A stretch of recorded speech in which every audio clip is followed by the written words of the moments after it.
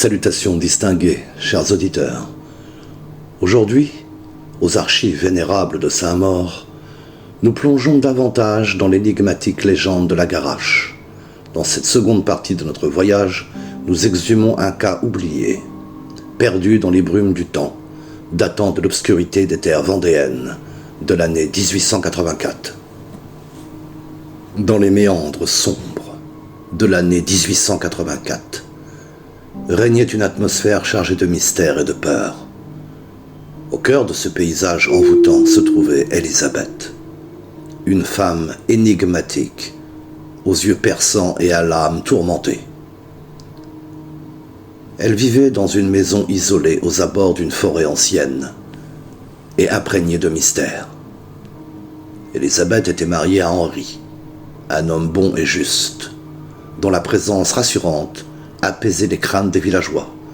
Pourtant, derrière les murs de leur modeste demeure, se dissimulait un secret sinistre, celui d'un amour brisé et de promesses non tenues. Une nuit funeste, la ferme voisine fut frappée par un mal inconnu, emportant le couple qui y résidait dans un sommeil éternel. Les villageois murmuraient des accusations de sorcellerie, pointant du doigt Élisabeth et ses pratiques mystérieuses. Condamnée par les forces occultes pour ses péchés inavoués, Élisabeth fut maudite à errer dans les ombres de la nuit, la transformant en une créature redoutable, une Garache. Alors que les nuits devenaient de plus en plus oppressantes, une tension palpable s'installa dans le village environnant. Les habitants se terraient chez eux à la moindre lueur de crépuscule, redoutant les hurlements déchirants de cette terrible Garache.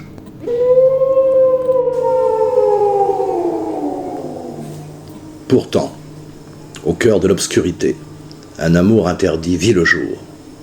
Henri, un homme du village, fut cruellement ensorcelé par la beauté énigmatique de cette femme mystérieuse vêtue de blanc, lors d'une nuit de pleine lune. Ignorant les avertissements de ses proches et les dangers mortels qui planaient autour d'elle, il succomba irrémédiablement à son charme. Leur rencontre secrète sous le voile argenté de la lune alimentèrent une passion brûlante, défiant les lois divines et les croyances populaires, mais le destin aussi cruel que mystérieux avait d'autres desseins les concernant. Forcé de se quitter avant minuit, sous peine de voir Élisabeth subir sa terrible transformation, Henri, afin d'éviter de succomber à la violence incontrôlée de sa bien-aimée, se trouvait contraint de regagner sa maison. Cheminant dans l'obscurité d'une nuit troublée, il méditait avec angoisse sur une éventuelle solution pour briser la malédiction qui entravait leur amour interdit. En cet instant crucial, il croisa la route d'un mystérieux personnage qui prétendait se nommer Bratus, se disant au courant des événements concernant le triste sort d'Élisabeth. Se disant magiste, il affirma avoir une solution pour elle et enseigna cette nuit-là un sombre rituel ancien à Henri pour lever la malédiction.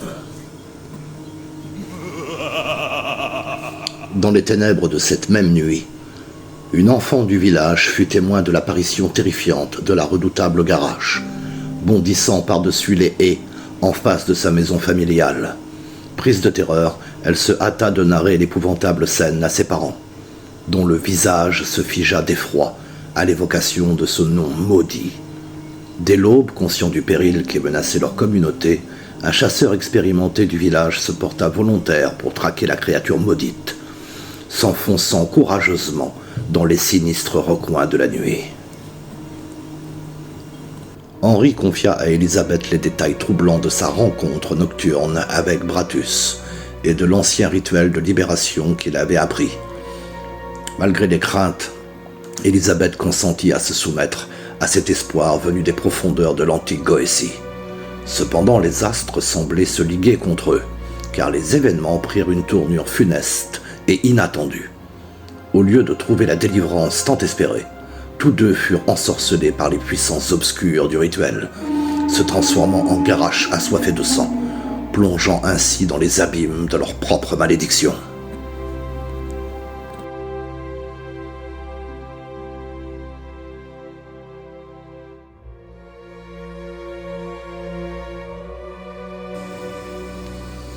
Pendant ce temps, le chasseur arpentait la sombre forêt à la recherche de la maudite Garache. Après des heures interminables de traque, sa surprise fut totale lorsqu'il vit sous la puissance mystique de l'astre de la nuit, non pas une, mais deux créatures en pleine frénésie, traversant la forêt à grande vitesse. Son sang se glaça d'effroi à cette vue terrifiante. À cet instant, peut-être grâce à leur flair aiguisé, les Garaches le repérèrent et se mirent à courir dans sa direction avec une rage féroce. Avec un sang-froid digne des plus grands chasseurs, il tira avec une précision sans égale. Mais les créatures, avec une agilité surnaturelle, esquivèrent les projectiles en se rapprochant dangereusement de sa position. Malgré ses efforts, ses tirs furent de nouveau vains. Et à cet instant critique, il fut violemment assailli par plusieurs coups de griffes, projetés contre un arbre et sombra dans l'inconscience.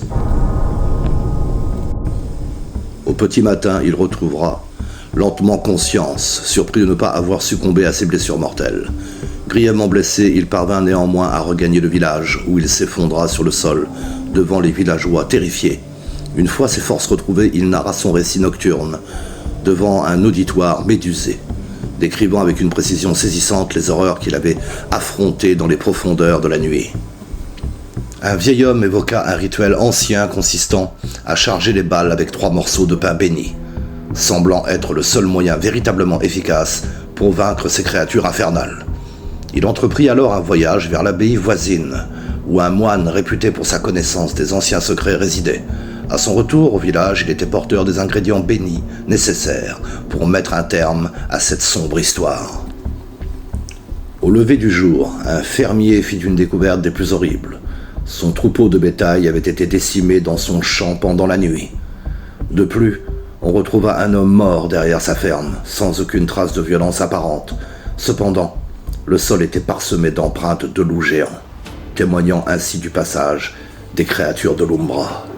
À la tombée de la nuit, les hommes du village armés de balles imprégnées de justice divine s'enfoncèrent dans les profondeurs de la forêt pour une chasse des plus singulières. Après un certain temps, ils découvrirent la trace des créatures infernales. Malheureusement, plusieurs hommes perdirent la vie cette nuit-là dans l'affrontement. Les Garaches furent touchés à plusieurs reprises par les balles bénites, mais quelque chose d'inhabituel se produisit. Alors que d'ordinaire les balles touchant ces créatures les ramenaient à leur forme humaine, cette fois-ci, devant les regards ébahis des survivants de cette chasse épique et meurtrière, le phénomène fut tout autre.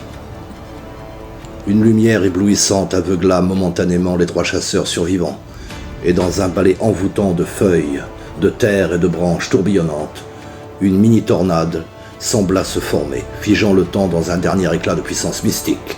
Lorsque le phénomène prit fin, un arbre étrange surgit de nulle part, tordu de manière inexplicable, comme si 2 âmes s'étaient entrelacées pour l'éternité. C'était une scène d'une beauté magique et à la fois terrifiante, empreinte de mystère, qui laissa les chasseurs émerveillés et perplexes devant cette manifestation plus qu'inexplicable.